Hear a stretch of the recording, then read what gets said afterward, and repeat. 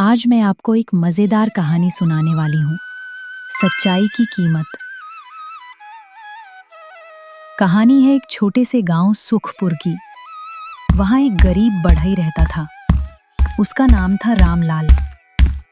रामलाल पूरे गांव में ईमानदार और मेहनती आदमी के रूप में जाना जाता था।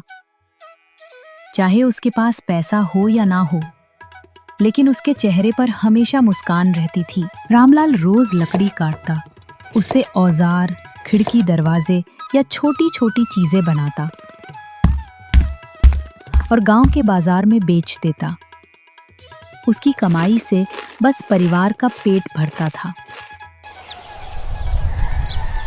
एक दिन उसका छोटा बेटा रोहन बोला, पिताजी, बाकी बच्चों के पास नए कपड़े और खिलौने हैं, हमारे पास क्यों नहीं? देखा बेटा, ईमानदारी में देर हो सकती है पर अंधेरा कभी नहीं होता। मेहनत और सच्चाई का फल जरूर मिलता है। रोहन चुप हो गया, लेकिन उसके मन में सवाल रह गया। कुछ दिनों बाद राजा ने घोषणा की, राजमहल में एक नया पुल बनवाना है। जो बढ़ई सबसे अच्छी लकड़ी का पुल बनाएगा उसे इनाम मिलेगा। गांव के कई कारीगर खुश हो गए। सबने सोचा, अगर थोड़ा घटिया सामान भी इस्तेमाल करेंगे तो फायदा हमारा ही होगा। लेकिन रामलाल ने निश्चय किया, मैं सच्चाई से काम करूंगा, चाहे जीतूं या हारूं।